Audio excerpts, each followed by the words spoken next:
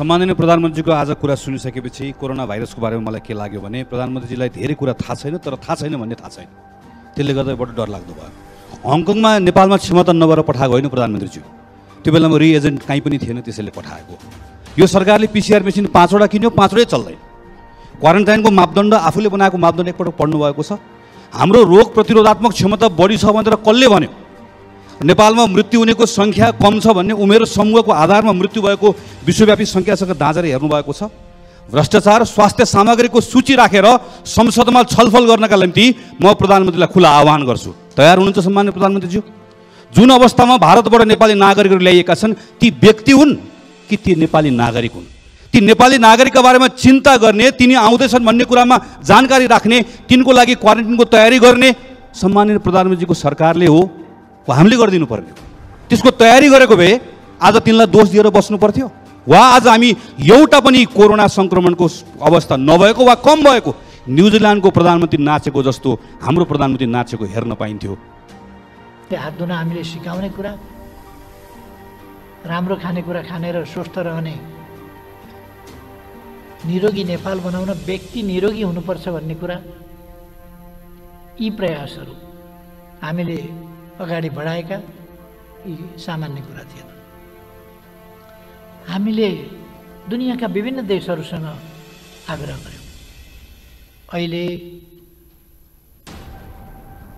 हामी कहाँ क्वारेन्टाइन पनि बनाएको छैन।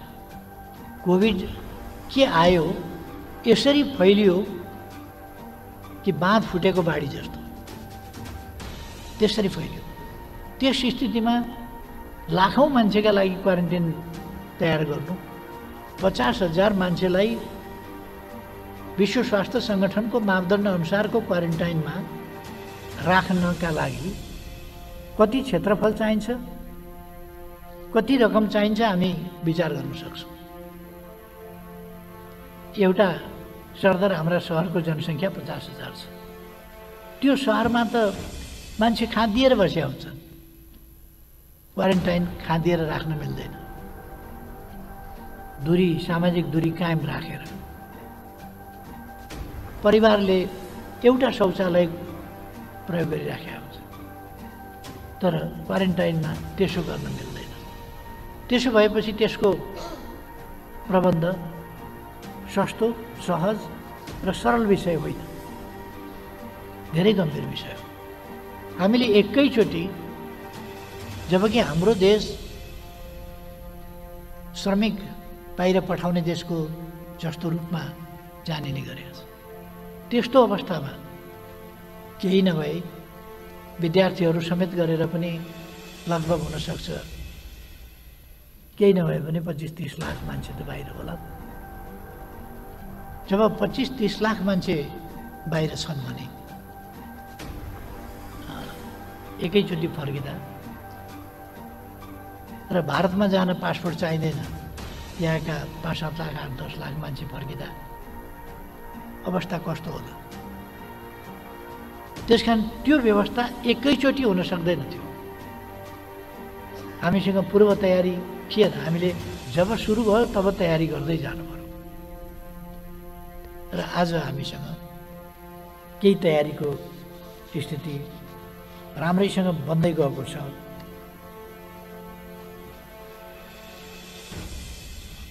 यसमा म आग्रह गर्न चाहन्छु, यो यस्तो विषय, यो महामारी जस्तो विषय, यो दलीय विषय होइन, यो मानवीय विषय हो। त्यसकारण यसलाई हामीले दलीय हिसाबले होइन, मानवीय हिसाबले, यो सरकारको मात्रै विषय होइन, यो सामाजिक विषय हो। यो सत्ताधारी दलको मात्रै विषय होइन, सत्ता पक्ष प्रतिपक्ष यसले भन्दैन, यसले छुट्याउँदैन। त्यसकारण यो साझा विषय हो।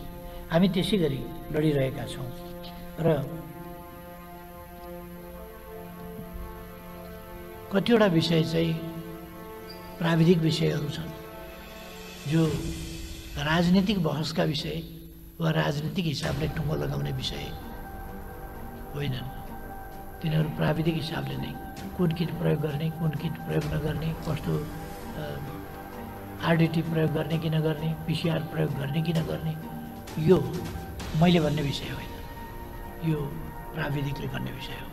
कुन स्तरमा, कुन मात्रामा, कति हदमा, कसरी कुन चिजको प्रयोग गर्नुपर्छ या पर्दैन, कुन प्रयोग गर्नु सम्भव हुन्छ, कुन प्रयोग गर्नु सम्भव हुँदैन, ती कुराहरू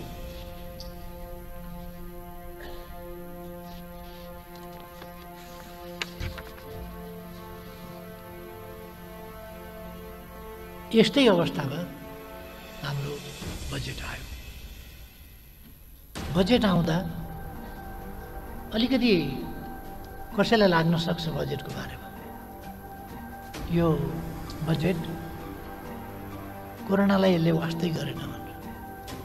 बजेट त मूलतः कोरोनाको रोकथाम, नियन्त्रण, उपचार यसमै केन्द्रित छ, स्वास्थ्य क्षेत्रमै केन्द्रित छ, कोरोनालाई समाप्त पार्ने कुरामै केन्द्रित छ।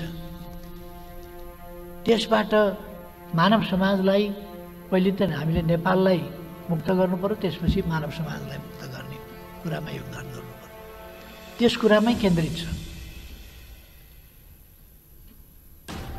हामीले देख्यौँ यो खाली नियन्त्रण, रोकथाम, नियन्त्रण र उपचारसँग मात्रै सम्बन्धित छैन, यो हाम्रो सामाजिक जनजीवनसँग सम्बन्धित छ, यो हाम्रो अर्थतन्त्रसँग सम्बन्धित छ, यो हाम्रो विकाससँग सम्बन्धित छ। त्यसर्थ हामीले तदनुसार समाजका अरू सबै पक्षलाई चट्ट बिर्सिन पनि सक्दैनौँ। यसलाई रोक्न कति समय लाग्ला? विश्व ब्याङ्कको तथ्याङ्क अथवा उसको विश्लेषणको आधारमा हेर्ने हो भने लगभग साउनको अन्तिमतिर यो पिकमा पुग्ने र त्यसपछि कम हुँदै गएर कार्तिकमा समाप्त हुने जस्तो देखिन्छ। तर त्यस्तो नहुन पनि सक्छ। हाम्रा चाडबाडहरू, दसैँ तिहार जस्ता चाडबाडहरू जहाँ मानिसहरू थप आउँछ, विदेशबाट आउँछ, अब त्यसबाट सङ्क्रमण फेरि आउन सक्छ, फेरि अलिक समय बढ्न सक्छ र अझै अलिकति लम्बिन पनि सक्छ। ती सम्भावनाहरू पनि हाम्रा अगाडि छ। यसो भएर हामी अब युवा जो विदेशबाट फर्किँदैछन्, रोजगारीमा गएकाहरू फर्किँदैछन्, लाखौँको सङ्ख्यामा, थोरै होइन।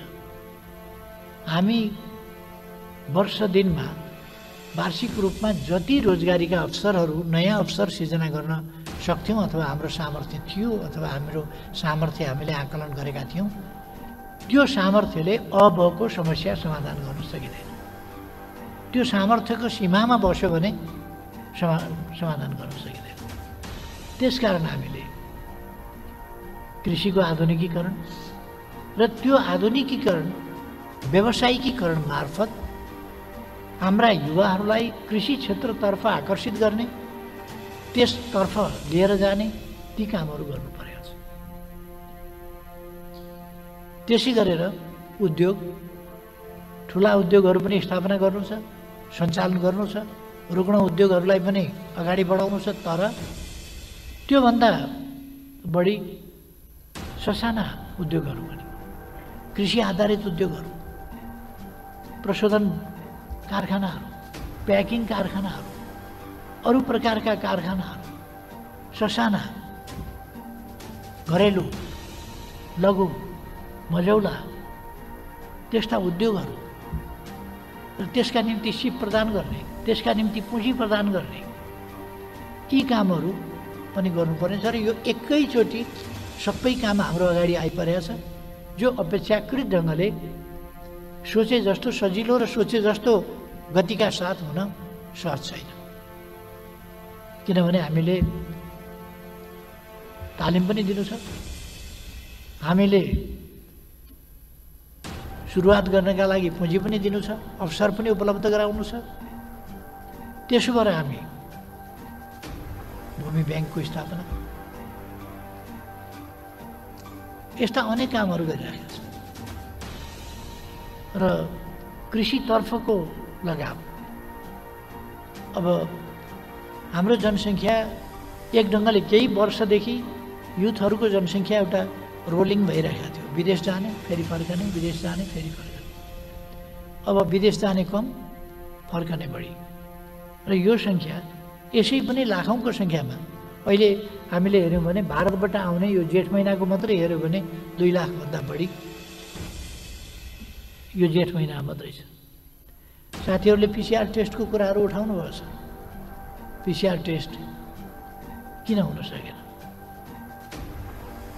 दिनमा हामीले 4500 देखि 5000 पिसिआर टेस्ट दैनिक गर्न सक्ने सम्मको क्यापेसिटी बढाएका छौँ। तर आउनेहरूको सङ्ख्या के छ भन्दा पहिले त 20,000 18,000 थियो, अहिले पनि 7-8,000 9,000 दैनिक आउनेको सङ्ख्या। जब 4500 देखि 5000 मात्रै त्यो हाम्रो क्षमता विकास गर्न सकिएको छ भने टेक्निसियनको पनि कुरा छ, किट्सको पनि कुरा छ, अरू चिजको पनि कुरा छ।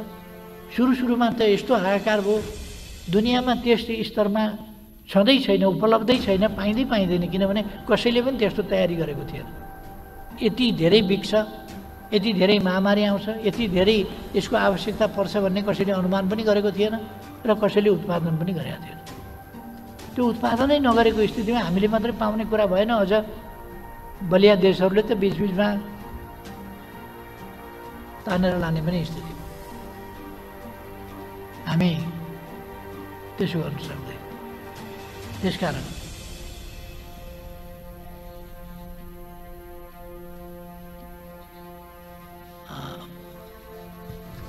यो कोभिड-19ले जुन असर पारेको छ, वास्तवमा सिङ्गै जनजीवनमा असर पारेको छ। हाम्रो युवाहरूको भावनालाई म बुझ्छु। युवाहरूले जुन एउटा असहजता आफूले भोग्नु परेको कुराहरू प्रकट गरिरहनु भएको छ, त्यो बुझ्छु म। र म सरकारको तर्फबाट उहाँहरूलाई पनि भन्न चाहन्छु, सरकारले उहाँहरूका समस्याहरू बुझिएको छ र सरकार ती समस्या समाधान गर्न प्रयत्नशील छ। तर यो समस्या यसरी भयावह ढङ्गले चौतर्फी रूपमा आक्रमण गरेर एकैचोटि आइलाग्यो, त्यस समस्याको समाधान सहज सरल छैन। यो एउटा कुरासँग, इच्छा शक्तिसँग मात्रै सम्बन्धित छैन, यो पुँजीसँग सम्बन्धित छ, सामानको उपलब्धतासँग, त्यो ल्याउने प्रक्रियासँग, त्यसका अनेक पक्षहरू छन्। यस सम्बन्धमा एउटा कुरा म भन्न चाहन्छु। कतिपय साथीहरूले यसमा अनियमितता भयो भन्ने सुनेका कुराहरूलाई उठाउनु भएको छ। कतिपयले यस्तो भन्ने एउटा रुचि पनि राख्नुहुन्छ बाहिरतिर। यो अनियमितता भयो भन्ने, जेमा पनि अनियमितता भयो भनेर लाञ्छित गर्ने खालका प्रवृत्तिहरू पनि देखिन्छ। म त्यो प्रवृत्तिमा नभग्न सभामुख महोदय मार्फत मान्यजीहरूलाई आग्रह गर्न चाहन्छु, कहीँ कतै यदि अनियमितता भएको छ भने यस सरकारले कुनै प्रकारको अनियमितता, अपारदर्शिता, भ्रष्टाचार जस्ता कुराहरूलाई सहँदैन, त्यस्तोमा कारबाही गर्छ नै। त्यस्तोमा छानबिन गर्छ, कारबाही गर्छ, कानुनको कठघरामा उभ्याउँछ र दोषी पाइएमा दण्ड गर्छ। म मान्यजीहरूलाई ढुक्क रहन आश्वस्त पार्न चाहन्छु।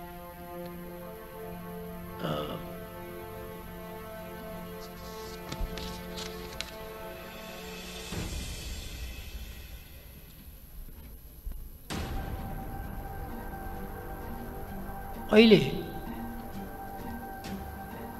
कतिपय मान्यजीहरूले प्रश्न पनि उठाउनु भएको छ कि 10 अरब खर्च भयो भने कहाँ खर्च भयो त्यो हिसाब देखाउनु पर्यो। त्यसको आफ्नो एउटा प्रणाली छ। केन्द्रले प्रदेशमा, स्थानीय तहमा रकम पठाउँछ। प्रदेश र स्थानीय तह अहिले 3 तह छन् सरकारका, हामी सबैलाई थाहा छ। अनि दिनै पछि लेखा परीक्षण हुँदैन। अहिले कामका बेला हामी लेखा परीक्षणतर्फ बढी केन्द्रित पनि भएका छैनौँ। अहिले काममा बढी केन्द्रित भएका छौँ, रकम पठाइएको छ। र हामीले यस्तो परिस्थितिमा अविश्वासबाट थाल्नुपर्ने आवश्यकता पनि छैन। हाम्रा प्रदेश सरकारहरू, हाम्रा स्थानीय तहहरू यस्तो परिस्थितिमा भ्रष्टाचार गर्नै पर्खेर बसेका थिए। अलिकति रकम पाउने बित्तिकै तिनले भ्रष्टाचारै गरे होलान् भनेर आशंका गर्नुपर्ने त्यो स्थिति होइन। अहिले स्थानीय तहहरू जुन दुःखका साथ, जुन मेहनतका साथ, जुन कष्टका साथ जसरी फिल्डमा काममा लागेका छन् कोभिड-19 का विरुद्ध लड्न र जनतालाई राहत, सहयोग, सहुलियत, सुविधा पुर्याउनका लागि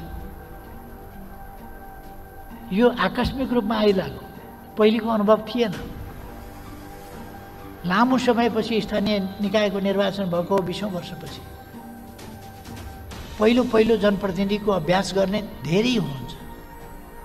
त्यस्तो अवस्थामा यत्रो ठुलो आपत एकैचोटि आइलाग्दा बजेटको सीमा छ, खर्चको सीमा छ, आवश्यकता असीमित छ। यस्तो अवस्थामा जसरी काम गरिरहनु भएको छ, म उहाँहरूको प्रशंसा गर्न चाहन्छु र उहाँहरूलाई कुनै भावनामा चोट पर्ने गरी हामीले शब्दावली पनि प्रयोग गर्नु उचित छ जस्तो लाग्दैन यो कोरोनाको मामला। त्यसै गरेर प्रदेश सरकारहरूमाथि पनि हामीले कुनै अन्यथा सोच्नुपर्ने अथवा उहाँहरूको भावनामा चोट पर्ने गरी केही भन्नुपर्ने जस्तो लाग्दैन। हामी उहाँहरूलाई विश्वासबाट काम थालेका छौँ र उहाँहरूले असाधारण ढङ्गले काम गर्नुभएको छ।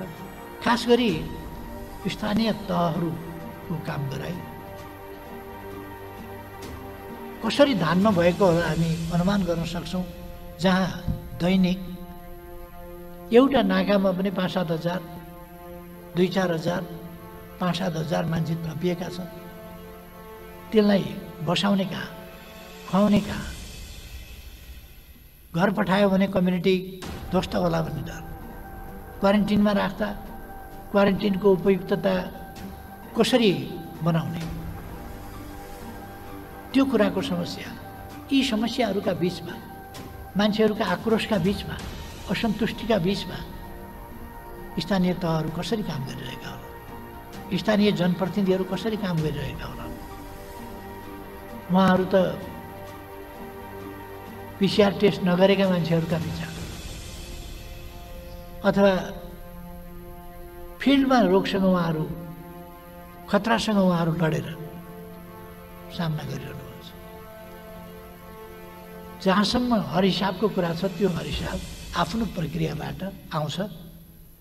यसपल्ट पनि म सरकारका काम कारबाहीहरूको रिपोर्ट जो सरकारले राष्ट्रपतिज्यू कहाँ बुझाउने गर्छ वार्षिक रूपमा, त्यो संसदमा पनि आइसकेको कुरा म निवेदन गर्न चाहन्छु। आइसकेका छ।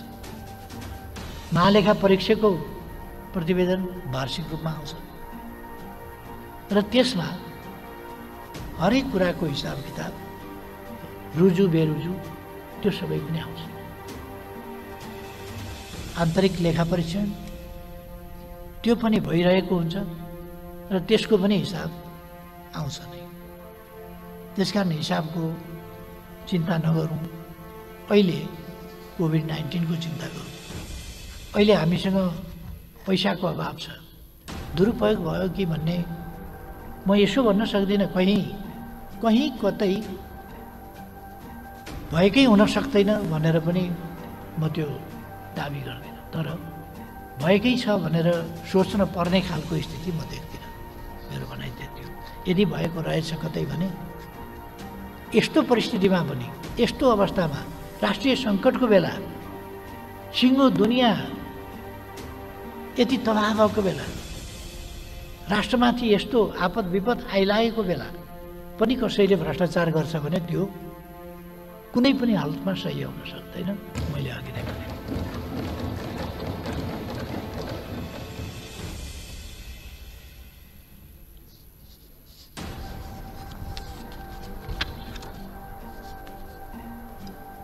कतिपय साथीहरूले प्रश्न छलफलका क्रममा उठाउनु भएको पनि मैले सुने कि योजना आयोगको के काम छ भनेर।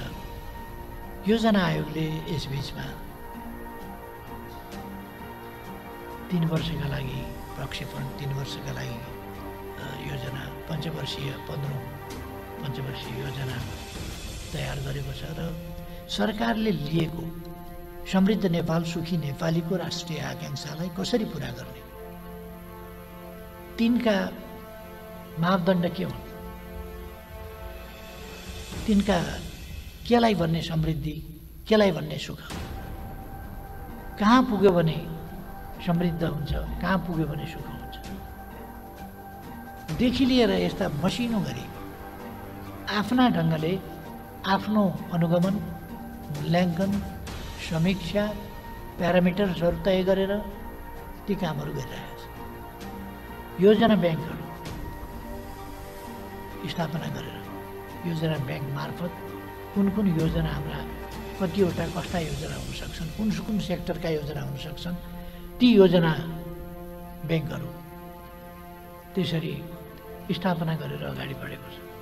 योजनाबद्ध ढङ्गले अनुगमन गरेर अगाडि बढेको छ र अत्यन्तै व्यवस्थित ढङ्गले बढेको छ योजना आयोग अगाडि।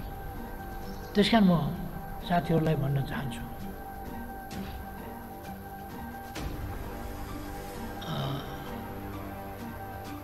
यी निकायहरू प्रभावकारी ढङ्गले अगाडि बढेका छन्, यसमा म आश्वस्त रहन चाहन्छु, म रहन आग्रह गर्न चाहन्छु। अरू धेरै कुरा भन्न चाहन्छु। अहिले जुन कोरोनाकै सम्बन्धमा अलिकति म भन्न चाहन्छु, कोरोनाको स्थिति जुन भयावह देखिएको छ, यो भयावह खास गरी हामीले सुरुमा अत्यन्तै सावधानी साथ रोक्न खोज्यौँ, तर अहिले मैले एउटा भन्नै पर्ने हुन्छ, हामी कहाँ फैलिएको अथवा सङ्क्रमित पाइएको कोरोनाको बिमारीमध्ये 85% भन्दा बढी भारतबाट आएका व्यक्तिहरूमा भेटिएको छ। भारतबाट जो व्यक्तिहरू नेपाल प्रवेश गर्नुभयो उहाँहरूमा त्यो 85% भन्दा बढी।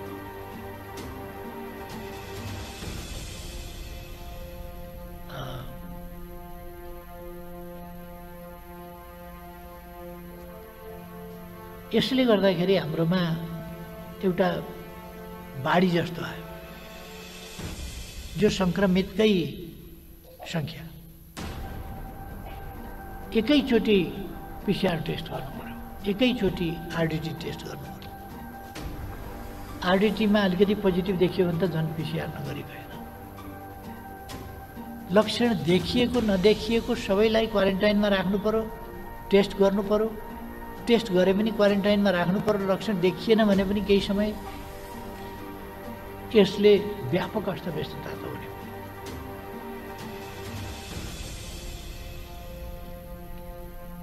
र पहिले वुहानबाट आएको एउटा विद्यार्थीमा देखियो, 28 दिनमा उनी ठिक भएर गए।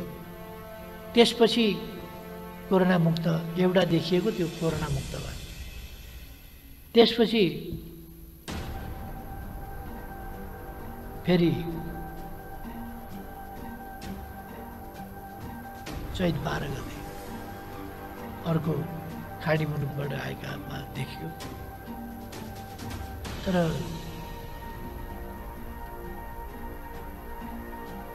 चैत 22 गते कैलालीमा अर्को सङ्क्रमण पुष्टि भयो। जेठ 27 सम्ममा अहिलेसम्ममा हामी सबैलाई थाहा भइसकेका पनि कुरो छ, यो हिजोको डाटा अनुसार 4085 जनामा कोभिड-19 सङ्क्रमण भएको देखिएको छ। 584 सङ्क्रमण मुक्त भएर घर फर्केका छन्।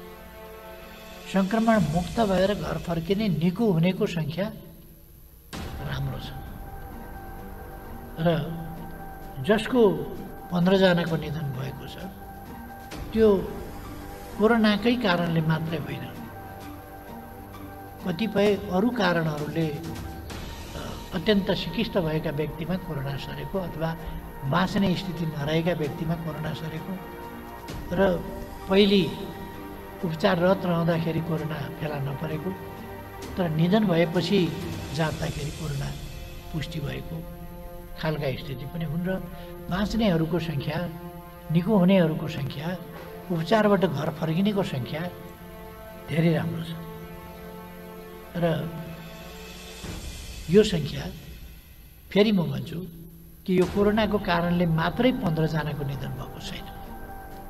यसको अर्थ नेपालीहरूमा प्रतिरोध क्षमता धेरै राम्रो छ र नेपालमा मृत्यु हुनेको सङ्ख्या सङ्क्रमितको तुलनामा अरू देशको तुलनामा पनि मृत्यु हुनेको सङ्ख्या ठुलो हुने छैन, त्यो अलिक सानै हुन्छ र हामीले त्यसका निम्तिको पनि प्रबन्ध चाहिँ नि अगाडि बढाएका छौँ। मृत्यु हुन नपाओस् भन्ने कुरामा पनि हामीले ध्यान दिएका छौँ। एउटा त प्रतिरोध क्षमता राम्रो छ, दोस्रो चाहिँ उपचारको प्रबन्ध पनि राम्रो छ। जसमा सङ्क्रमण पाइएको छ त्यसमा नेपालमा 4085 जनामा कोभिड-19 सङ्क्रमित पाइएको छ भने विदेशमा विभिन्न मुलुकमा भने 14,454 जनामा गैर आवासीय नेपालीहरूमा सङ्क्रमण पाइएको छ अथवा विदेशमा रहने नेपालीहरूमा ठुलो सङ्ख्यामा सङ्क्रमण पाइएको छ। 4085 जना र 14,454 जना, यो ठुलो अन्तर छ। अहिले पनि बाहिर सङ्क्रमितको सङ्ख्या ठुलो छ।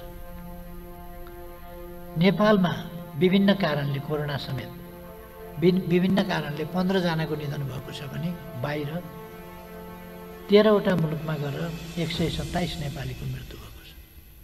बाहिर मृत्यु हुनेको सङ्ख्या ठुलो छ।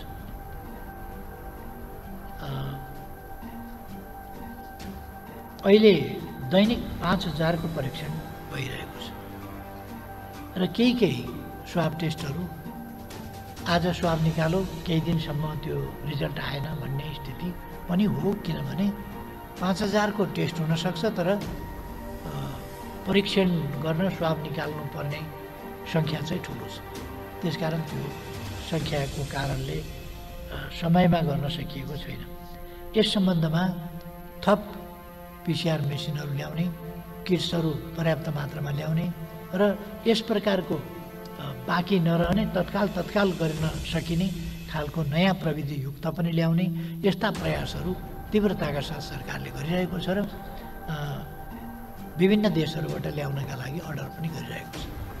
त्यसकारण यो निकट भविष्यमा अहिलेको वर्तमान अवस्थाको जुन कठिनाइ हो त्यसमा परिवर्तन ल्याउनेतर्फ सरकारको ध्यान एकदमै दह्रो गरी केन्द्रित भएको छ।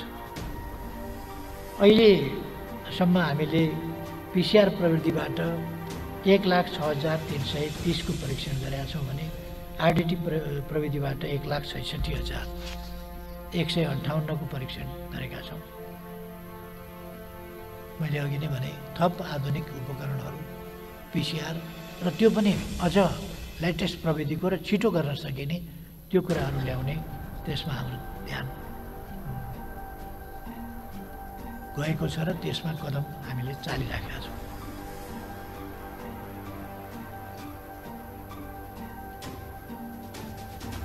वैशाखको पहिलो हप्तादेखि खास गरेर भारतबाट प्रवेशको सङ्ख्या अलिक बढ्न थाल्यो र वैशाखभित्रमा डबल हो। जेठ 27मा पुग्दा 27 गते एक दिन मात्रैमा 323 जनामा सङ्क्रमण। हिजो मात्रैको सङ्क्रमणको कुरा गर्ने हो भने 323 जना व्यक्तिहरू हिजो मात्रै सङ्क्रमित भएका छन् र मैले अघि नै भने 85% भन्दा बढी भारतबाट आएकैहरूको सङ्ख्या छ समग्र सङ्क्रमितहरूमध्ये। अझै पनि सङ्क्रमित भएका त एउटा कुरा हो, अझै पनि सङ्क्रमित पाइने अवस्था चाहिँ भारतबाट आएकाहरूमा नै पाइन्छ। बढी चाहिँ रेलमा खाँदिएर आउने, ट्रेनमा खाँदिएर आउने, गाडीमा खाँदिएर आउने सँगै लामो यात्रा गरेर आउने जस्ता कुराहरूले सङ्क्रमित भएको स्थिति छ। क्वारेन्टाइनमा आइपुग्ने बित्तिकै आउँदै टेस्ट गर्दाखेरि जो सङ्क्रमित भेटिएका छन्, यहाँ क्वारेन्टिनको व्यवस्था राम्रो नभएको हुनाले सङ्क्रमण भेटिएको भन्ने होइन, आउँदै यहाँको क्वारेन्टिनको कारणले होइन कि आउँदै त ट्रेनको कारणले, त्यो कोचाकोचको कारणले सधैँ भएका मान्छे पनि त्यहीँ सङ्क्रमित भएको हुनसक्छ, या कतिपय उतै सङ्क्रमित भएरै आइरहेको हुनसक्छ, लक्षणहरू प्रकट भएको स्थिति नभएको हुनसक्छ। त्यसो भएर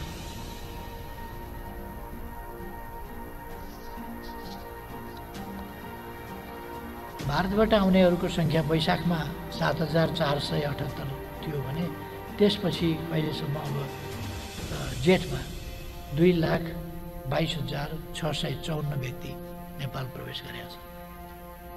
जेठ 18 देखि दैनिक औसत 7 देखि 10,000 व्यक्ति नेपाल प्रवेश गरेका छन्। यो ठुलो सङ्ख्याको कारणले अहिले परीक्षणमा अलिक अव्यवस्था देखिएको हो। त्यसलाई हामी सामना गर्न तयारी गरिरहेका छौँ।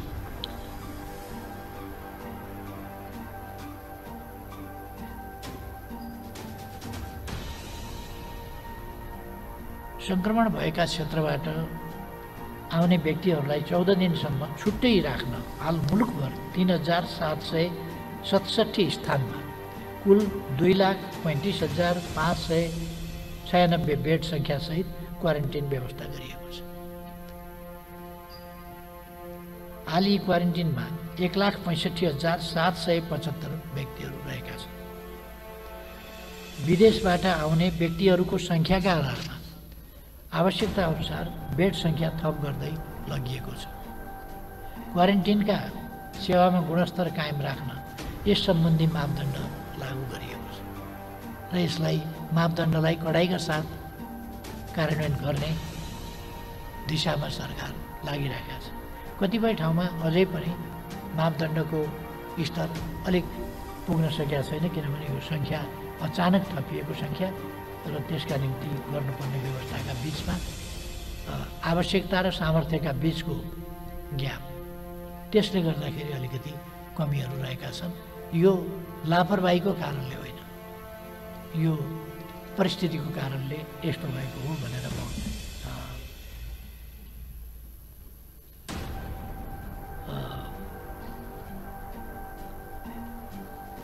निवेदन गर्न चाहन्छु। र क्वारेन्टिन मापदण्ड अनुसार सञ्चालन नभएका कुराहरूमा अनुगमन गर्नका लागि, सुपरिवेक्षण गर्नका लागि पठाइएको छ प्रदेशबाट, सङ्घबाट, र त्यसलाई आवश्यकता अनुसार सुधार पनि गर्दै लगिएको छ। यसको अहिले मुलुकमा सार्वजनिक र निजी अस्पतालमा गरेर 26,930 सामान्य शय्या छन्। 76 साल चैत 11 सम्म विभिन्न अस्पतालहरूमा 770 भेन्टिलेटर रहेकामा हाल 900 पुर्याइएको छ।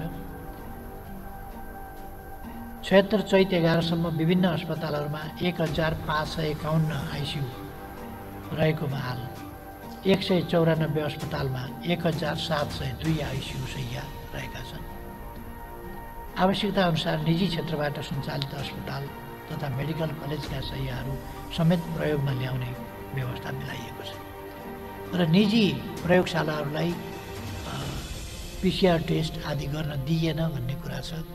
त्यस सम्बन्धमा हामी यसभन्दा पछि, यो बैठकभन्दा पछि गर्ने क्याबिनेट बैठकबाट केही महत्त्वपूर्ण निर्णय लकडाउनकै सरलीकरणको सम्बन्धमा अथवा जनतालाई असुविधा नपुगोस् भन्ने सन्दर्भमा अथवा निजी क्षेत्रलाई अरू यो टेस्टहरू गर्न दिइयोस् भन्ने सन्दर्भमा अथवा शिक्षा क्षेत्रका विद्यार्थीहरूले, कलिला बालबालिकाहरूले, किशोर किशोरीहरूले, युवाहरूले झेल्नु परिरहेका समस्याहरूको समाधान कसरी गर्छौँ र शिक्षा क्षेत्रलाई कसरी सहज बनाउन सकिएला अथवा कमसेकम असहजतालाई न्यून गर्न सकिएला, त्यस सन्दर्भमा पनि यसपछि बस्ने मन्त्री परिषदको बैठकले निर्णय गर्दैछ। र हामी थुप्रै कुराहरूलाई समयानुकूल ढङ्गले सहजीकरण गर्ने र कतिपय साथीहरूले पार्टीहरूले सुझाव पनि दिनुभएको छ, ज्ञापन पत्र बुझाउनु भएको छ। त्यसअनुसार ती कुराहरूलाई पनि ध्यानमा राखेर कसरी अवस्थामा अनुकूल परिवर्तन ल्याउन सकिन्छ।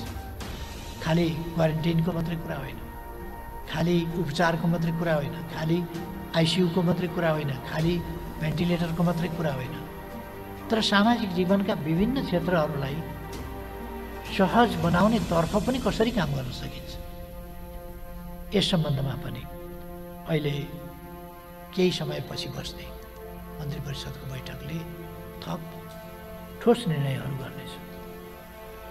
र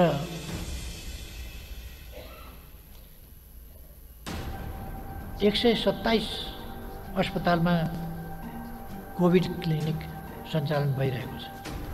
28वटा अस्पताललाई कोभिड-19 को उपचार गर्न तोकिएको छ, डेडिकेटेड हस्पिटलबाट।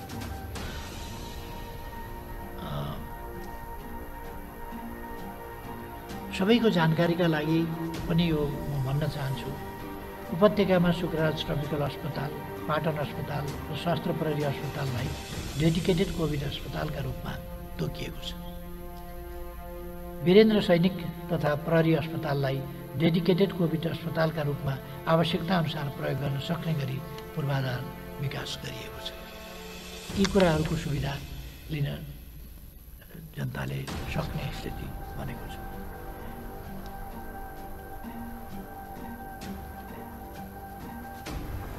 कोभिड-19 को उपचारका लागि 45 डेडिकेटेड अस्पतालमा प्रति अस्पताल 22 स्वास्थ्यकर्मीका हिसाबले त्यस दरले 990, स्थानीय तहमा 3 जनाका दरले 1075 केस इन्भेस्टिगेसन र कन्ट्याक्ट ट्रेसिङ गर्ने समूहका लागि 3225 स्वास्थ्यकर्मी र स्वास्थ्य स्वयंसेवक परिचालन गरिएको छ। 3767 क्वारेन्टिनमा 3 जनाका दरले 11301 स्वास्थ्यकर्मीको प्रबन्ध गरिएको छ। चेतना अभिवृद्धिका लागि 51000 महिला स्वास्थ्य स्वयंसेविका परिचालित गरिएका छन्।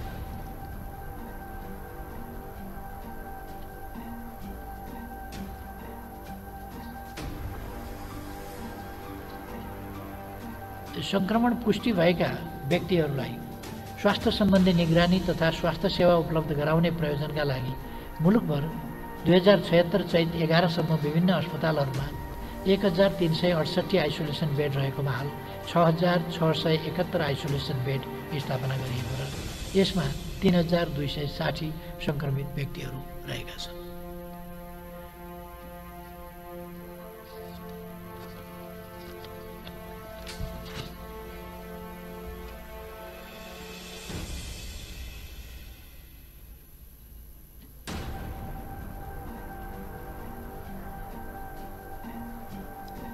भारत लगायत विभिन्न मुलुकहरूमा नेपाल फर्कनै पर्ने अवस्थामा रहेका व्यक्तिहरूलाई नेपाल फर्काउने व्यवस्था मिलाइएको छ।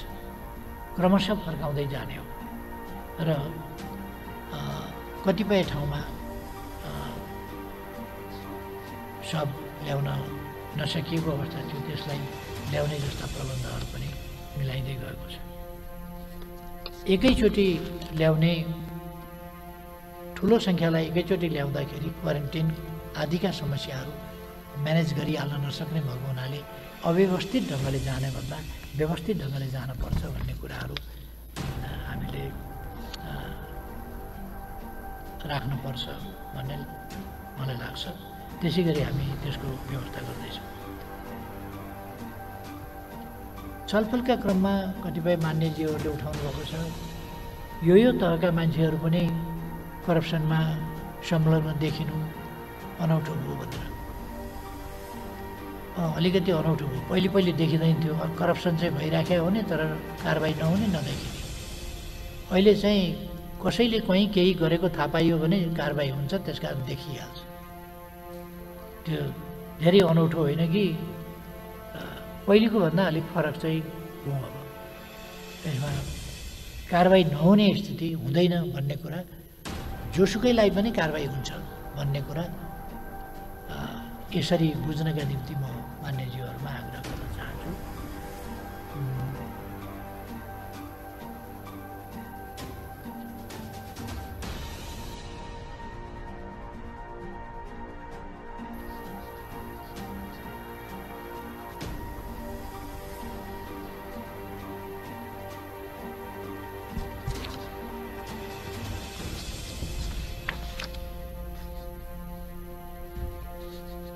र म अरू धेरै कुरा भन्ने भन्दा पनि जुन राष्ट्रिय समस्याहरू हुन् त्यसमा सरकारको गम्भीरताका साथ ध्यान गएको छ। सुशासन, भ्रष्टाचार नियन्त्रणका मामलामा, शान्ति सुव्यवस्था कायम गर्ने मामलामा। र म भन्न चाहन्छु संसदले पनि यी विषयहरूलाई अत्यन्तै गम्भीरताका साथ लिएको छ। त्यसकारण संसदले समय समयमा सरकारको ध्यान आकर्षण गरेको छ, सरकारलाई घचघच्याएको छ। म धन्यवाद भन्न चाहन्छु। मान्यज्यूहरूले त्यसै गरी घचघच्याउनु भएको छ, म धन्यवाद भन्न चाहन्छु। र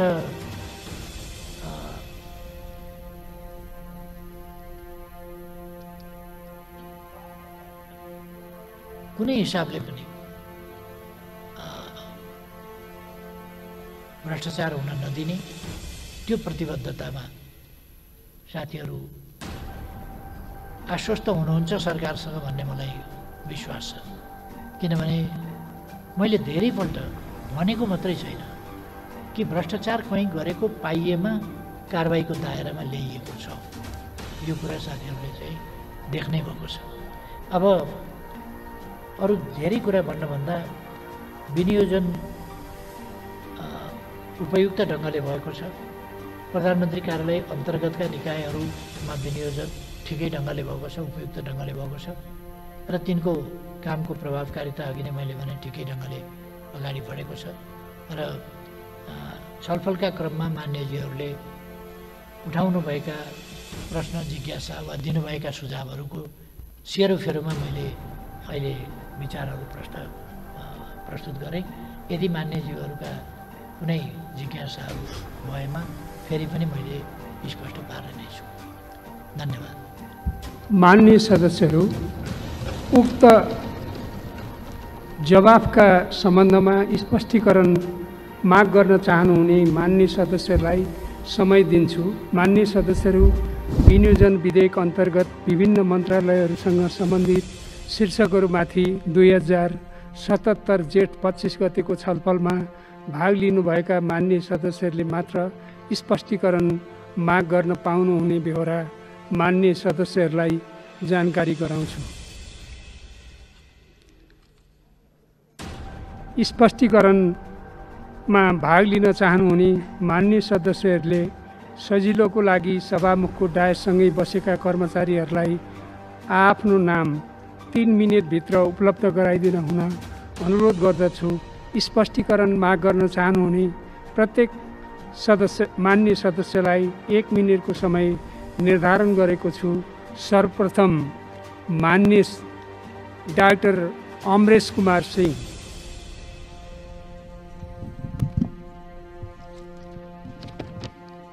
सम्माननीय सभामुख महोदय, सम्माननीय प्रधानमन्त्रीसँग मेरो केही जिज्ञासा छ। अहिले बाहिर एकदम व्यापक चर्चा छ कि विशाल ग्रुप तथा सरकारको मिलोमतेमा चकलेटकोमा भन्सार छुट गरिएको छ र विद्युतीय गाडीमा भन्सार बढाइएको छ। यसको यथार्थ के हो? दोस्रो कुरा, दुनियाँको कुनै पनि देशमा कोरोनालाई कन्ट्रोल गर्ने आर्मी परिचालन गरिएको छैन र नेपालमा किन परिचालन गरिएको छ र त्यो प्रश्न पारिदिन अनुरोध गर्छु। साथसाथ विपद व्यवस्थापन ऐन गृह मन्त्रालय अन्तर्गत छ, विपद व्यवस्थापन प्राधिकरण छ। त्यो हुँदा गृह मन्त्रालय अन्तर्गत नगरिकन रक्षा मन्त्रालय किन गरिएको छ र छाउनीमा त्यसको अफिस, सिसिएमसीको अफिस किन राखिएको छ? लकडाउनको अवधिमा झन्डै 1400 जना आत्महत्या गरेको छ। के यो खुसी नेपाली र समृद्ध नेपालको प्रतीक हो वा भुखले कसैले मर्नु पर्दैनको प्रमाण हो? सरकारी विद्यालय, निजी विद्यालयलाई बालुवाटालाई जग्गा, ललिता निवासको जग्गा जसरी दिएको छ अथवा यति होल्डिङ्सलाई नेपाल ट्रस्टको जग्गालाई। माननीय श्री रङ्गमती साई। सम्माननीय सभामुख महोदय, इतिहास साक्षी छ नेपालमा राष्ट्रिय सहमति र सहकार्य बिना कुनै कुराको पनि सम्भव छैन। देशमा जब सङ्कट आइपर्छ त्यति बेला नेपाली काङ्ग्रेसको नेतृत्वमा राष्ट्रिय सहमति र सहकार्यबाट नै सफल भएको छ। हामी हाम्रो भूमि जसरी भए पनि फिर्ता ल्याउँछौँ, ल्याउनु नै पर्छ। प्रधानमन्त्रीज्यू, एक्लै हिँडेर सम्भव छैन। प्रतिपक्ष सत्तापक्षसँग सहकार्य औपचारिकता मात्र निभाउनु भएको छ। खासै समन्वय गरेको देखिँदैन। एकजना सांसदलाई लैनचौर दौडाएर भूमि फिर्ता हुन्छ र लुम्बिनीमा पुगेर धोती र टोपी पहिरानमा लगाएको नाता दिल्लीमा जीवित छ कि सकिसक्यो? यदि जीवित छ भने यति बेला नेपाली जनताले सम्माननीय प्रधानमन्त्रीज्यूले लगाएको नाताको प्रतिफल देख्न चाहेका छन्। देखाउनुहोस्, यति बेला हो, बेला यही हो देखाउने बेला। हाम्रो भूमिलाई फिर्ता ल्याउनका लागि कहाँ र कहिले कोसँग के वार्ता कहाँ पुग्यो? माननीय श्री प्रेम सुवाल। सम्माननीय प्रधानमन्त्रीज्यूसँग जिज्ञासा राख्न चाहन्छु। पुरानै सरकारको काम निरन्तरता दिनुपर्ने भए के सन् 1950 को देशघाती सन्धि यथावत रहने र राणा शासन पुनः ल्याउनु पर्ने हो? रुसमा सन् 1917 को क्रान्तिपछि जार शाहीको पालामा भएका देशघाती सम्झौताहरू खारेज गरिएको थियो। यसकारण अमेरिकी सैन्य गठबन्धन अन्तर्गतको र नेपाललाई युद्धमा धकेल्ने एमसिसी सम्झौता खारेज गर्नु जरुरी छ। भारतको उत्तर प्रदेशका मुख्यमन्त्री आदित्यनाथ योगीले नेपालले सीमा निर्धारण गर्दा परिणामबारे सोच्नुपर्ने र तिब्बतले गरेको गल्ती सम्झनुपर्ने धम्की किन दिए? 700 वर्षदेखि तिब्बत चीनको अभिन्न अङ्ग हो। रणबहादुर शाहको पालामा भएको नेपाल र चीन सम्बन्धमा तिब्बतबारे पेकिङको निर्णय अन्तिम हुने उल्लेख छ। अङ्ग्रेजले तिब्बतमा आक्रमण गरेको बेला राणा शासनले सत्ता जोगाउन गुप्तचर र भरिया भएर सहयोग गरेको थियो। भारतले सन् 1962 तिब्बत कब्जा गर्न चीन विरुद्ध सीमा युद्ध गरेको थियो। ठुलो देश भारतले 200 वर्षसम्म बेलायती उपनिवेशवासमा किन बस्नु पर्यो? सिक्नुपर्ने होइन र? धन्यवाद। माननीय श्री दुर्गा पौडेल। सम्मान्य सभामुख महोदय मार्फत सम्मान्य प्रधानमन्त्रीज्यूसँग मेरो जिज्ञासा, यो बजेटमा अनुसूची 10 एमसिसीलाई जब अलग्गै छलफल गर्नको निम्ति सदनमा एमसिसी आउँदैछ, भोलि त्यो छलफल होला, पास होला, नहोला, त्यो एउटा पाटो छ। त्यो एमसिसीलाई बजेटमा किन घुसाइयो? त्यो अव्यावहारिक छ, त्यसलाई हटाउनु पर्छ।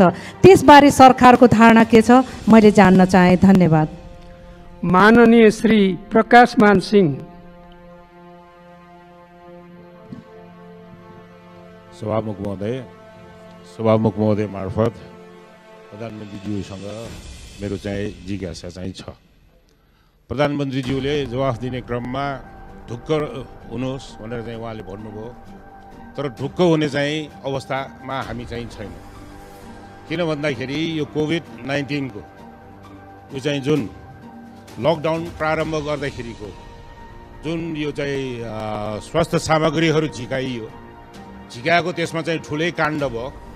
काण्ड भइसकेपछि चाहिँ नेपाल आर्मीलाई चाहिँ फेरि चाहिँ दिइयो र फेरि चाहिँ पत्र पत्रिकामा सबैमा चाहिँ आइरहेको छ कि अरबौँ त्यसमा चाहिँ के छ भन्दाखेरि घोटाला भएको छ भन्ने कुरामा आइरहेको छ। यसमा खास गरेर सरकारले यो चाहिँ कस्तो भन्दाखेरि स्वास्थ्य विभागदेखि लिएर मन्त्रालयले सिभिलियन गभर्मेन्टले गर्नुपर्ने काममा सेनालाई दिएर सेनालाई पनि फेरि चाहिँ यो चाहिँ करप्सनको चाहिँ त्यसमा जुन लपेट्ने काम गरेको छ। यो चाहिँ माननीय श्री गगन कुमार थापा। सम्माननीय सभामुख महोदय, सम्माननीय प्रधानमन्त्रीको आज कुरा सुनिसकेपछि कोरोना भाइरसको बारेमा मलाई के लाग्यो भने प्रधानमन्त्रीजीलाई धेरै कुरा थाहा छैन, तर थाहा छैन भन्ने थाहा छैन। त्यसले गर्दा बडो डर लाग्दो भयो। हङकङमा नेपालमा क्षमता नभएर पठाएको होइन प्रधानमन्त्रीज्यू, त्यो बेलामा रिएजेन्ट कहीँ पनि थिएन, त्यसैले पठाएको। यो सरकारले पिसिआर मेसिन 5वटा किन्यो, 5वटै चल्दैन। क्वारेन्टाइनको मापदण्ड आफूले बनाएको मापदण्ड एकपटक पढ्नु भएको छ। हाम्रो रोग प्रतिरोधात्मक क्षमता बढी छ भनेर कसले भन्यो? नेपालमा मृत्यु हुनेको सङ्ख्या कम छ भन्ने उमेर समूहको आधारमा मृत्यु भएको विश्वव्यापी सङ्ख्यासँग दाँजेर हेर्नु भएको छ। भ्रष्टाचार स्वास्थ्य सामग्रीको सूची राखेर संसदमा छलफल गर्नका निम्ति म प्रधानमन्त्रीलाई खुला आह्वान गर्छु। तयार हुनुहुन्छ सम्माननीय प्रधानमन्त्रीज्यू? जुन अवस्थामा भारतबाट नेपाली नागरिकहरू ल्याइएका छन् ती व्यक्ति हुन् कि ती नेपाली नागरिक हुन्? ती नेपाली नागरिकका बारेमा चिन्ता गर्ने, तिनी आउँदैछन् भन्ने कुरामा जानकारी राख्ने, तिनको लागि क्वारेन्टाइनको तयारी गर्ने सम्माननीय प्रधानमन्त्रीको सरकारले हो, हामीले गरिदिनु पर्ने हो। त्यसको तयारी गरेको भए आज तिनलाई दोष दिएर बस्नु पर्थ्यो वा आज हामी एउटा पनि कोरोना सङ्क्रमणको अवस्था नभएको वा कम भएको न्युजिल्यान्डको प्रधानमन्त्री नाचेको जस्तो हाम्रो प्रधानमन्त्री नाचेको हेर्न पाइन्थ्यो।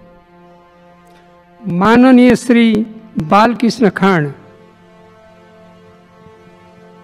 सम्माननीय सभामुखज्यू, यो कोभिड नियन्त्रण रोकथाम र व्यवस्थापनका लागि स्थानीय निकायहरूले महत्त्वपूर्ण भूमिका निर्वाह गरिरहेका छन् र सङ्घीय सरकारले स्थानीय सरकारलाई मद्दत पुर्याएको छैन भन्ने सङ्घीय निकायका जनप्रतिनिधिहरू गुनासो छ। किन यो गुनासो आयो? म सम्माननीय प्रधानमन्त्रीजीलाई प्रश्न सोध्न चाहन्छु। यो महामारीबाट प्रताडित भएर विदेशमा रहेका नेपालीहरू मातृभूमिमा आउन चाहन्छन्। नेपालमा आउन चाहने नेपालीहरूलाई सुरक्षित रूपमा नेपालमा ल्याउने कार्यनीतिको बारेमा अझै प्रष्ट जवाफ आओस् र विदेशमा रहेका नेपाली गर्भवती महिलाहरूलाई नेपाल ल्याउने क्रममा प्राथमिकता दिइयोस् र सुरक्षित रूपमा नेपाल ल्याइयोस् भन्ने पनि माग गर्न चाहन्छु। र विदेशका विभिन्न भूभागमा खास गरेर मिडल इस्टमा धेरै नेपालीहरू विभिन्न कारणले मृतक भएर उहाँहरूको शव त्यहीँ परेको छ। त्यो शवको क्षतिगतिको लागि नेपाल ल्याउने प्रबन्ध गरियोस् र नेपाल ल्याउने क्रममा पनि कुनै चलखेल नगरियोस्। विभिन्न एजेन्सीहरूले चलखेल गरिरहेको चाहिँ पत्र पत्रिकामा आइरहेको छ। यो दुःखद कुरा हो। जसरी माननीय श्री उमा रेग्मी।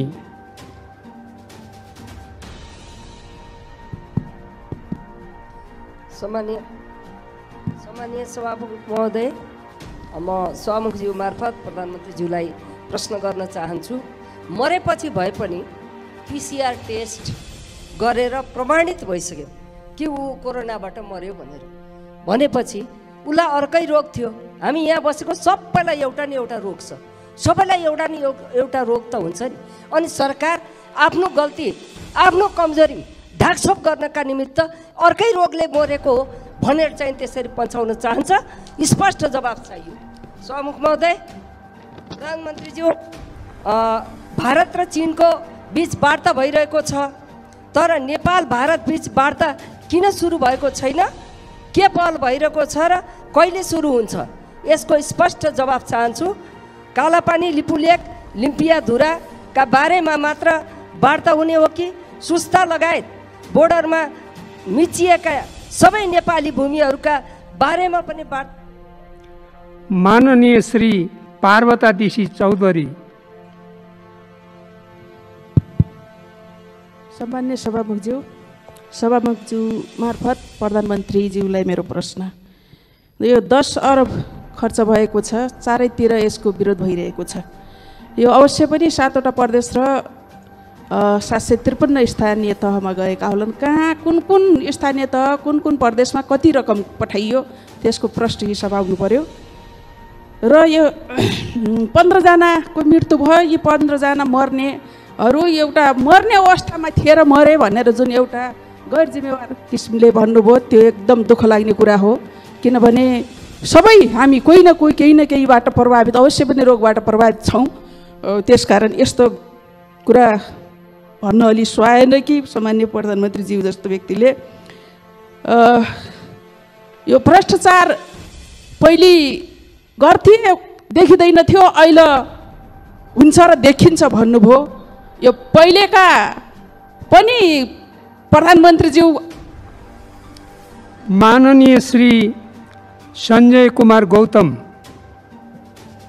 सम्मानीय सभामुखज्यूको मार्फत सम्मानीय प्रधानमन्त्रीज्यूलाई मेरो जिज्ञासा छ। सम्मानीय प्रधानमन्त्रीज्यू, म भ्रष्टाचार गर्दिनँ, भ्रष्टाचार गर्न पनि दिन्न भन्नुहुन्छ। मुलुक कोभिड-19 को कहरमा भयावह भएको समयमा पनि व्यापक भ्रष्टाचारका कुराहरू आइरहेका छन्। संसदमा के प्रतिपक्ष के सत्तापक्षका सांसदहरूको कुरा पनि सुन्नु भएकै छ। देश दुनियाँको कुराहरू पनि सबभन्दा राम्रोसँग बुझ्नु भएको छ। के साँच्चै सामान्य प्रधानमन्त्रीज्यू आफू र आफ्नो सरकारसँग सन्तुष्ट हुनुहुन्छ? मैले आम नेपाली जनतामा व्यापक वितृष्णा, आक्रोश, असन्तुष्टि पाएको छु, निराशा देखेको छु। ईश्वरले गरोस् म गलत हुँ सामान्य प्रधानमन्त्रीज्यू। सम्मान्य प्रधानमन्त्रीज्यूले साँच्चै के सोचिराख्नु भएको छ? नेपाली जनतालाई मनको कुरा बताइदिनुहुन्छ कि? धन्यवाद। माननीय श्री देव प्रसाद तिमल सेना। सम्मानीय सभामुख महोदयको मार्फत प्रधानमन्त्रीज्यूका जिज्ञासा राख्न चाहन्छु। यो 3 वर्षदेखिको बजेट सम्मानीय प्रधानमन्त्रीज्यूको क्षेत्र र मन्त्रीज्यूहरूको क्षेत्र र प्रधानमन्त्रीका इर्दगिर्दका मानिएको क्षेत्रमा मात्र विकास गरेर कृषिमा दोब्बरी हुने, सबै कुरामा दोब्बरी हुने र किसानले एउटा खाद पनि नपाउने अवस्था छ। यही प्रधानमन्त्रीजीको निर्देशन अनुसारै मन्त्री र प्रधानमन्त्रीको क्षेत्रमा मात्रै राख्न भनिएको हो कि यसको जिज्ञासा चाहियो? धन्यवाद। माननीय श्री प्रदीप यादव।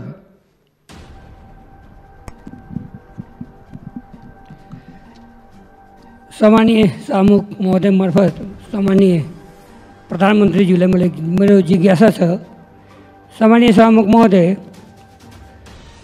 सरकारले कोभिड-19 नियन्त्रणको लागि 10 अरब खर्च गर्यो भने मिडियामा बाहिर आइरहेको छ। त्यो रकम, त्यति बढी रकम केमा खर्च भयो? सम्मानित सदनलाई यो जानकारी कहिले हुन्छ? र सरकारले कोभिड-19 अस्पताल वीरगञ्ज नारायणी अस्पतालको पार्टको रूपमा एउटा प्राइभेट अस्पताल गण्डकले बनायो, तर खर्च चाहिँ भनिरहेको छ कि स्थानीय निकायले तिर्छ।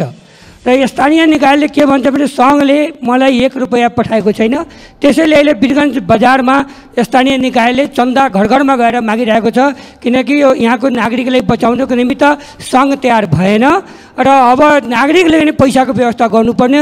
यो बारेमा सामान्य प्रधानमन्त्रीजीलाई मैले जवाब चाहियो। धन्यवाद। माननीय श्री महेन्द्र कुमारी लिम्बू।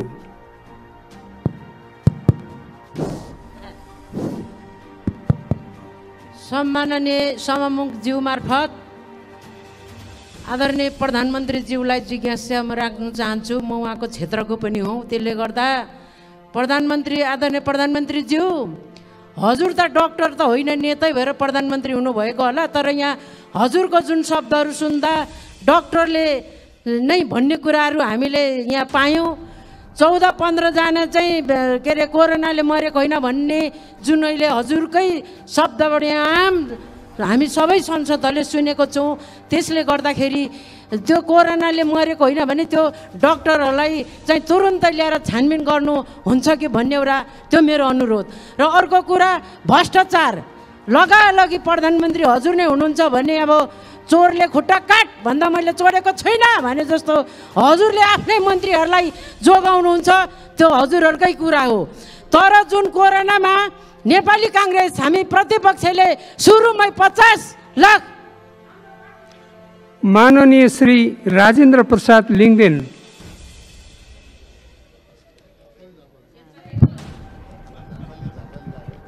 सम्माननीय सभामुख महोदय, म यो केही भएको छैन भनेर त भन्दिनँ, तर यो जुन अहिले चाहिँ नि कोभिड-19 को बारेमा सरकारले जे गरिराखेको छ र प्रधानमन्त्रीज्यूले जे बुझ्नु भएको छ त्यो चाहिँ फेरि सबै सत्य होइन।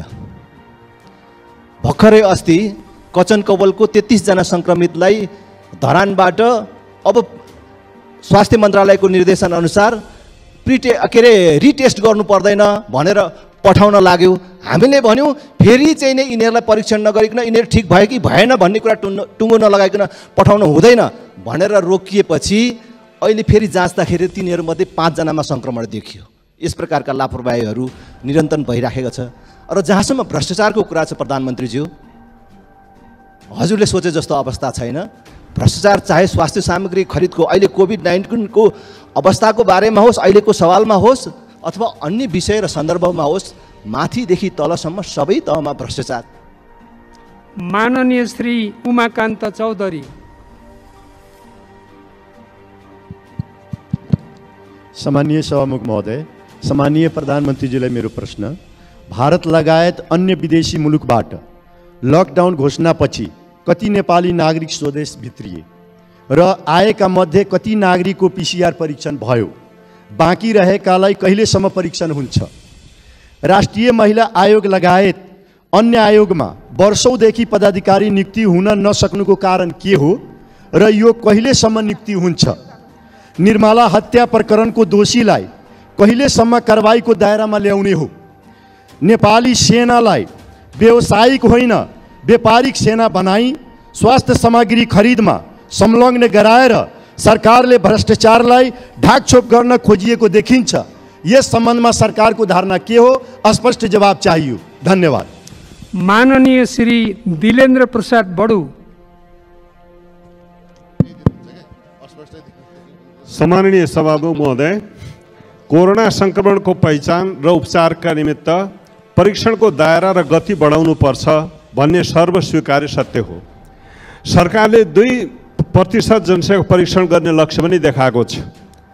दिनानुदिन सङ्क्रमण बढ्दो छ, तर प्रदेश स्तरमा PCR मसिन, किटहरू र ल्याब सुविधाको चरम अभावका कारण परीक्षण कार्य नै नगर्ने वा रोक्ने जस्ता घातक निर्णयहरू नेपाल सरकार र 7 नम्बर प्रदेशले पनि गरेको छ। यो अवस्था किन आयो? के यो सबै व्यवस्थापन जिम्मेवारी सङ्घीय सरकारको हुँदैन? यो सम्पूर्ण पूर्व तयारी र योजनाको चरम अभाव, अव्यवस्था र असक्षमताको नैतिक जिम्मेवारी यो सङ्घीय सरकार र सम्मानीय प्रधानमन्त्रीले लिन तयार हुनुहुन्छ? यो सम्पूर्ण व्यवस्थापन कहिलेसम्म हुन्छ, यसको जवाब चाहियो। हस्, धन्यवाद। माननीय श्री सरिता गिरी। सम्माननीय सभामुख महोदय, अहिले भर्खर प्रधानमन्त्रीजीले भन्नुभयो कोरोनाको सङ्क्रमणको व्यवस्थापनमा जुन समस्या देखिएको छ त्यो मनसायले होइन, परिस्थितिवश हो। कोरोना सङ्क्रमण 8 महिनाको चरणमा प्रवेश गर्दैछ। अब सरकारले यस्तो कुरा भन्न चाहिँ सुहाउँदैन। मेरो दोस्रो प्रश्न हो, प्रधानमन्त्रीजीले भन्नुभयो भ्रष्टाचारमा पहिला कारवाही हुँदैन थियो, अहिले चाहिँ कारवाही हुन्छ अनि सुनिन्छ अनि देखिन्छ। तर हामीहरूलाई चाहिँ के लागेको छ भने पहिला भ्रष्टाचार सुनिन्छ अनि त्यस पश्चात ढाकछोपको लागि कारवाही गरिन्छ। यसबारेमा प्रधानमन्त्रीजीको के भनाइ छ? तेस्रो कुरा, प्रधानमन्त्रीजी निजगढमा वन विनाश गरिकन, जङ्गल काटिकन के त सरकारको एयरबेस, मिलिट्री एयरबेस बनाउने योजना छ? चौथो, प्रधानमन्त्रीजी सञ्चार मन्त्री पनि। माननीय श्री मिनेन्द्र प्रसाद रिजाल। सम्माननीय सभामुख महोदय, रबर्ट स्टिभेन्सनको doctor Jekyll and mister Hyde सम्झँदैछु। संविधान संशोधनको प्रस्ताव गर्ने सरकार देख्दा डाक्टर जेकल सम्झिए। सङ्क्रमित नागरिकलाई अस्पताल नआउन भन्ने हतप्रभ स्वास्थ्य मन्त्रालय, धराशयी उद्योग व्यवसायको घाँटी अचेट्ने जनअपेक्षा र आत्मक्षमताको परीक्षामा असफल अर्थ मन्त्रालय, रुकुममा न्याय माग्ने नागरिकलाई अमेरिकाको उदाहरण दिएर खिसी गर्ने गृह मन्त्रालय, खोइ शून्य सहनशीलता भन्दा उल्फाको धन चाहिँ 10 अर्ब खर्च गरे भन्ने उच्चस्तरीय समिति, विदेशबाट उद्धार र देशबाट राहत माग्ने आर्तहरूको घाउमा नुन छर्किँदै जिम खाना र कार्पेट फेर्न तल्लिन सरकार देख्दा डाक्टर जेकल होइन मिस्टर हाइड प्रतीत हुन्छ। डाक्टर जेकल दिनानुदिन मिस्टर हाइडसँग अभ्यार्पण गर्दैछ। चिन्ता छ मिस्टर हाइड रूपी सरकारसँगको निराशाको अग्निमा संविधान र लोकतन्त्र रूपी डाक्टर जेकलको ज्यान जोखिममा पर्ला। प्रधानमन्त्रीज्यू, अझ बेला छ, कथा बदलौँ, विकास। माननीय श्री राजेन्द्र कुमार केसी। सम्माननीय प्रधानमन्त्रीज्यू, यो आरटिटी प्रविधिका कारणले समाज आतंकित छ र फेरि त्यो आरटिटी प्रविधि नै सरकारले पछ्याइरहेको छ। म काठमाडौँ क्षेत्र नम्बर 10 प्रतिनिधित्व गर्छु र आरटिटी परीक्षणमा 56 जना चन्द्रगिरी नगरपालिकामा, 7 जना कीर्तिपुर नगरपालिकामा, 5 जना दक्षिणकाली नगरपालिकामा देखियो। उहाँहरूलाई हामीले 5 दिनसम्म चाहिँ क्वारेन्टाइनमा राख्यो र चार खाना र अन्य व्यवस्था पनि गरियो। धेरै धनराशि पनि खर्च भयो, तर 6औँ दिनमा PCR गर्दाखेरि उहाँहरू नेगेटिभ आउनुभयो।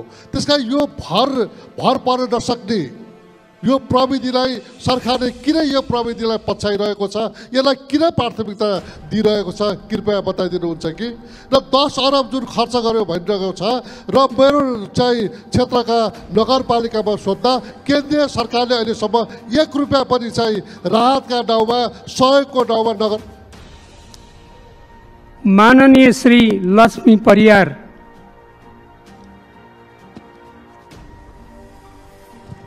सम्माननीय सभामुख महोदय, प्रधानमन्त्रीज्यूलाई मेरो प्रश्न छ। प्रधानमन्त्रीज्यूले बोलिराख्दाखेरि रुकुम पश्चिमको नरसंहारको बारेमा केही थाहा पाउनु भएन कि? त्यसको बारेमा प्रधानमन्त्रीज्यूबाट केही कुरा आएन। मृतक नवराज विश्वकर्मा लगायतका परिवारले कस्तो खालको न्याय पाउँछन्? निर्मला पन्तका दोषीलाई कहिले कारबाही हुन्छ? अब कति वर्ष लाग्छ? भारतबाट आएका मानिसहरूमा धेरै कोरोना भाइरस देखियो भन्नुभयो। के प्रधानमन्त्रीज्यूले भारतबाट आएका मानिसहरू नेपाल आउन नपाउने भनेर भन्न खोज्नु भएको हो? होइन भने यो सरकारको काम के हो? भारतबाट आउनेको लागि क्वारेन्टाइनको व्यवस्था र उनीहरूलाई चेक जाँच गर्नु पर्दैन? धन्यवाद। माननीय सदस्यहरू, अब सम्माननीय प्रधानमन्त्री श्री केपी शर्मा ओलीलाई उक्त स्पष्टीकरणको सम्बन्धमा स्पष्ट पार्न अनुमति दिन्छु।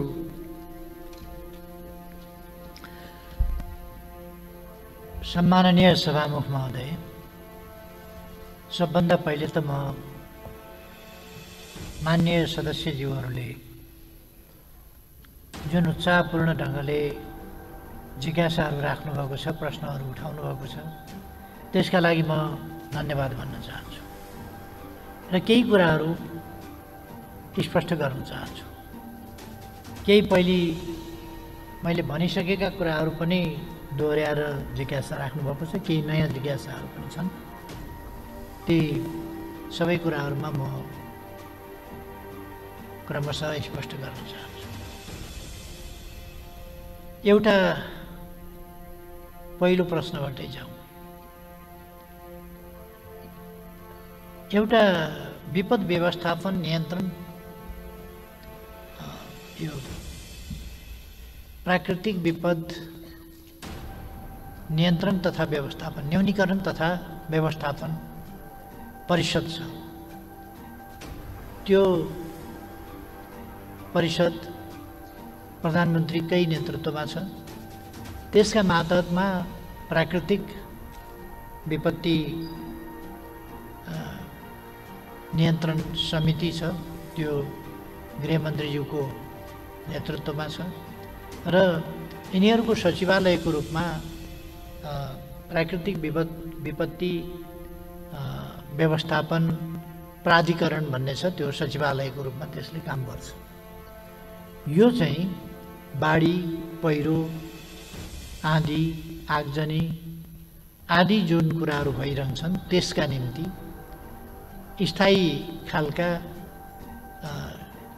खालको संरचना र त्यसअनुसारका संरचनाहरू, ती संरचनाहरूले कहीँ बाढी, पहिरो, आगजनी यस्ता कुराहरू भयो भने त्यस्ता परिस्थितिहरूमा त्यसले काम गर्छ। तर जब महामारी जस्ता कुराहरू हुन्छन् त्यस्तो अवस्थामा विशेष व्यवस्था गरिन्छ। ती समितिहरू अथवा त्यो परिषद, प्रधानमन्त्रीको नेतृत्वमा हुने परिषद अथवा त्यो प्राकृतिक विपत्ति व्यवस्थापन गर्ने समितिहरू छन्, तिनीहरू यस्तो महामारी वा यस्ता परिस्थितिका लागि होइन, ती चाहिँ सालिन्दा हुने खालका घटनाहरू, जस्तो हाम्रो देश कहिले भूकम्प जस्ता कुराहरू, कहिले आगजनी जस्ता कुराहरू, कहिले चक्रवात जस्ता कुराहरू, कहिले बाढी, कहिले पहिरो, यस्ता कुराहरूबाट आक्रान्त भइरहन्छ र त्यस्ता कुराहरूको सामना गर्न, त्यसको तयारी गर्न, त्यसका निम्ति एउटा तयारीको अवस्था पनि राख्न र तत्काल राहत, तत्काल उद्धार, तत्काल राहत, तत्काल सुविधा पुर्याउनका निम्ति यी समितिहरू हुन्। त्यसकारण यो समिति हुँदाहुँदै विशेष व्यवस्था किन गर्नु पर्यो भन्ने प्रश्न उपयुक्त हुँदैन, किनभने अहिलेको अवस्था भनेको मैले अस्ति नै पनि भने यो सरकार मात्रै होइन, देशका सबै बासिन्दा, सबै नेपाली कोभिड-19 विरुद्धको लडाइँका सिपाही हुन्, हरेक सिपाही। यसमा दल विशेष, दल वा गैर दल, राजनीतिक वा गैर राजनीतिक, अथवा यो तह र त्यो तह भनेर होइन, यो सिङ्गै देशको साझा र एउटा भयावह राष्ट्रिय समस्या हो। यो आज राष्ट्रिय समस्या मात्रै होइन, अन्तर्राष्ट्रिय समस्याको रूपमा छ। त्यसकारण यसका लागि विशेष व्यवस्था, विशेष संरचना विशेष ढङ्गले त्यसमा लाग्ने जति एउटा एकजना मन्त्रीको नेतृत्वमा हुने साधारण समिति मात्रै होइन, यसको राजनीतिक नेतृत्व मन्त्री परिषदले लिनुपर्ने र त्यसपछि मन्त्री परिषदका निर्णयहरू कार्यान्वयन गर्न त्यसमा केन्द्रित भएर लाग्नुपर्ने धेरैजना मन्त्रीहरू सम्बन्धित भयो। जस्तो यसमा शान्ति सुरक्षाका प्रश्न आउँछन्, यसमा आपूर्तिका प्रश्न आउँछन्, यसमा स्वास्थ्यका प्रश्न आउँछन्, यसमा अर्थका प्रश्न आउँछन्, यस्ता थुप्रै प्रश्नहरू यसमा आउँछन्। त्यसकारण थुप्रै मन्त्रीहरू यसमा सामेल हुनुपर्छ र यो एकदम तत्काल आकस्मिक रूपमा गर्नुपर्ने विशेष व्यवस्था अन्तर्गत भएको हुनाले यसका खरिद प्रक्रियाहरू पनि भिन्न प्रकारका हुन्छन्। त्यसकारण यो दुईटालाई यो विपद व्यवस्थापन सम्बन्धी हाम्रा स्थायी संरचनाहरू जुन छन् ती र यो विशेष व्यवस्था अन्तर्गत बनेका उच्चस्तरीय समन्वय समिति अथवा सिसिएमसी भनेर कोभिड नियन्त्रण केन्द्र भनेर हामीले जो भनेका छौँ, तिनीहरूको बिचमा कामको तरिकाको हरेक कुराको भिन्नता छ र यो विशेष व्यवस्था विशेष परिस्थितिका लागि गरिएको हो। यो बुझ्न जरुरी छ। यसमा सेना परिचालन किन भयो भन्ने कुरा छ। सेना मैले अगाडिदेखि पनि भन्ने गरेको छु, सेना राज्यको एउटा अङ्ग हो। राज्यका सम्पूर्ण अङ्गहरूलाई हामीले परिचालन गरेका छौँ। अहिले जो जति सम्बन्धित छ, सेना एउटा सङ्गठित अनुशासित संस्था हो र त्यो संस्थालाई हामीले यस्ता कठिन परिस्थितिहरूमा अप्ठ्याराहरूमा परिचालन गर्न पर्दछ। र अर्को केही मान्यजीहरूले उठाउनु भएको छ, यो व्यावसायिक नबनाएर व्यापारिक बनाइयो भन्ने। यसभन्दा अगाडि सेनाले प्लेन पनि किनेको छ, हतियार पनि किनेको छ, हेलिकप्टर पनि किनेको छ, अरू सामग्रीहरू किनेका छन्, बुट किनेको होला, कपडा किनेको होला, अरू किनेको होला, बिस्कुट किनेको होला, थुप्रो चिज किनेको होला। त्यति बेर व्यापारिक भएन। अहिले सेना आफू उत्पादन गर्ने, आफू भरसक उत्पादन